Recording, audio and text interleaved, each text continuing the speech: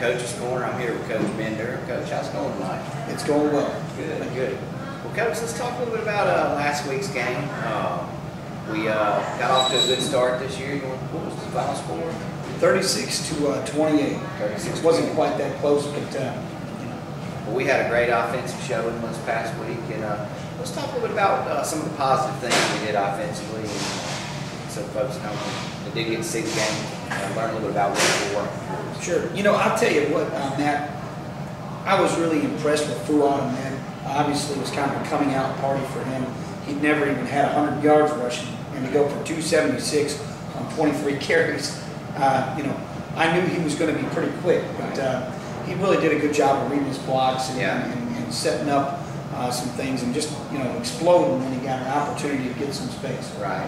And who else on offense had a big game? Was it Matt Dennis had a pretty good game? He did a good job blocking, but our offensive line did a much better job of showing that they're a senior group. All four, you know, 3 seniors and 1 junior, all have been starting, you know, for a couple of years here now, and they did dominate, you know, that offensive line. And we had kind of expected that last week, and I really think this is, I don't want to, you know, overstate, but I think they have the opportunity to be one of the most dominant offensive lines that we're going to play this year in our class, in our category. What about the passing game? Were we able to get off passes this week? I think we threw the ball 3 times and only had 1 completion. I guess it's the old hide play where, you know, our fullback kind of hides behind the line and then comes out the backside. But the other 2 passes were not as quite as pretty. But you know, it's something we're going to have to work on. Right. We're trying that now, but we're going to have to throw the ball at some point. Right. And so basically this was just kind of a Fuad show on offense. I mean, when you're breaking plays like that, absolutely, then why not? And it was pretty hot and humid Friday night. Did the weather affect our performance at all as a team, or did we hold up pretty well? I think we were in much better shape than North Sunflower. But you know, come the 4th quarter, we started cramping up a little bit. And you know, we talked to the kids. This is not a thing that, you know, we just start on Thursday and Friday getting ready for the game. This is a 3-day deal. You got to start on, you know, Tuesday and Wednesday. Start hydrating yourself, eating bananas and things. Right. They're going to have to figure out the hard way, get a cramp. Yeah, that's a miserable thing, and you see it every year. The first week or two, at all levels of football, absolutely. College, pro, and of course high school. You see it. Absolutely.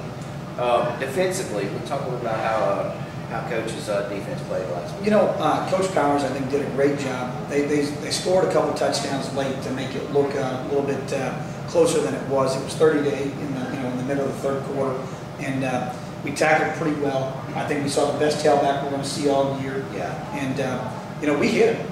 We hit him. We were physical. You know, I would have liked to see a little bit better play out of our defensive backs. Right. But you know, our linebackers and D-line, you know, for the most part, did a pretty decent job. Yeah. So there again, I mean, up front, we seem to really dominate the line of scrimmage on both sides in this game. So absolutely, Coach. That was probably the real difference maker. I mean, I know, you know, needed somebody to make those long plays, but without the total domination up front of our guys on both sides, that really, absolutely.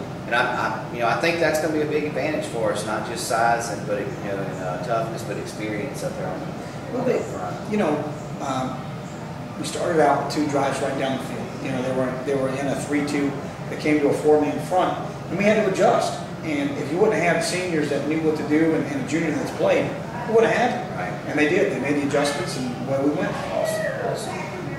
Let's talk a little bit about special teams. What I understand now, it looks like the onside kick is kind of a staple play in this 8-man style football. Talk a little bit about special teams and how we're adjusting to that and what we expect going forward out of our group. Well, hopefully we can learn how to cover a pooch kick a little bit more. Right. One of the things that's really tough is you got 8 guys, and they've got to cover 53 yards. You know, if you play on a normal size field, there's a gap somewhere. Yeah. And the way we do it, we've got 5 guys over here, and then we got 2 stacked guys in the kicker.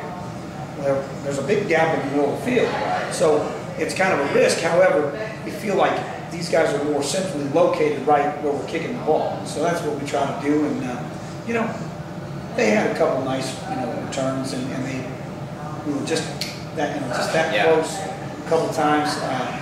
You know, the ball bounces a different way. We get probably 2 of those. But punting game, Neil had a nice punt. We tried to fake one, and he's not quite Hopkins yet. Yeah. So, but we'll work on that. Right. And what about overall our special teams, kick and kick return? How do you feel about that going forward? We did lose one onside kick. I think a young man just really thought that it was coming too fast and thought there was people behind him. There's nobody behind you. Right. And there's 4 guys in the front wall. There's nobody behind you. And but that was good. And then return game. Neil Brown. We have a call for when the ball's on the ground, yelling poison, and the ball was behind him. And he tried to pick it up, and that was not a good idea.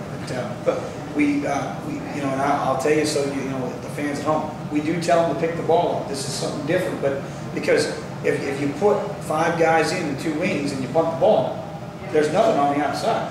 So you want to pick that ball up if you can. Right. Now, if it's an easy field, get it. If not, we're going to yell poison. But I definitely think running away from the defense with your back to it is not an easy play. So, but he'll learn. He's a good athlete. He just needs some playing experience. Right. Let's talk a little bit about our team next week that we're going up to see in Hot Springs. What's the name of the team? Hot Springs Christian School. Okay. And this week's going to be a little different. I guess in 8-man there is a choice in terms of field size. You can play, we talked about this morning, 80 by 35. 80 by 40. 80 by 40 versus 100 by 53. Correct. So we're going to play on an 80 by 40 field this week, yes, which totally changes the dynamic in terms of angles and everything. It really brings the size of the field more into, I guess, in the specs for 8 guys. And so it's going to be a different look. And you told me this morning that this would probably be the only field we see this size this year. I believe so.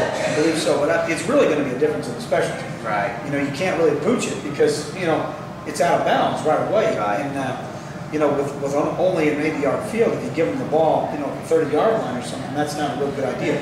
Now, we have been trying to experiment kicking it deep because if you kick off from the 30-yard line, which sounds weird to a lot of people, the 40 is the midpoint, so that's only 50 yards. You've got to kick it to be able to get a touchback. Right. He was able to do that, and I just got to make sure it's a consistent basis before I just say kick it deep because there's still a lot of space out there to cover. And that's Jonathan Tanks. Yeah, he's still got a really good leg. He does have a good leg if he keeps his head down on the ball. Yeah. And he kicked one today and it went about 35, and I said, you didn't even look at the ball. Yeah. And he puts his head down and kicks it about 60. So and if we can just keep that, we'll be good. Right. And this team we're going to play, we don't know a lot about them. They've been playing 4 years, but we know they've got a lot of seniors. Is that right? That's correct. So they've got some guys that are fairly game savvy. They've been playing together as a group. And for us, the difficulty, of course, is it's not just a road game, but it's a long road game. We've got to get on the bus and ride 3 hours and to somewhere we've never seen, never played. So that's a challenge in and of itself for any team at any level to do that. The weather, I hope will be a little cooler than this year, although it's cooled off a little bit. So maybe that'll help with the cramps and some of the different things, obstacles physically. But maybe you can talk a little bit about what you expect this week. Well, when we look at it, we've got some kids staying the night, so I got to keep them focused. Right. We talked about this is a business trip. Right. You can have vacation time afterwards, but it's a business trip up there, and it's not just a day out of school and we're going up there just to have fun. I mean, we're going up there to win a football game. Ultimately, I think this is going to hopefully prepare us in case we have to have a road playoff game and things that we went through. We know what it's like to get on a charter bus, not get on the old yellow bus and go 45 minutes. What are we going to do in this 3 and 4 hours? And we're going to have some of that. Right, it's very distracting. I mean, absolutely. The whole day, so to speak. It's really out of the norm and absolutely out of the element. So I guess it does condition you mentally as much as anything. Absolutely. And physically, I mean, it's difficult to ride that long and perform at the top level. So it takes something out of it to drive in 3 hours. And we're trying to get up there a little early, walk around a little bit, get to a cool place and like a mall or something. I know that sounds weird, but I don't really want to go and sit outside in 90-degree weather and walk around the field. We're going to have to stretch our legs. Yeah. I mean, if you want to be competitive, that's what you got to do. Absolutely. And I think they've got enough seniors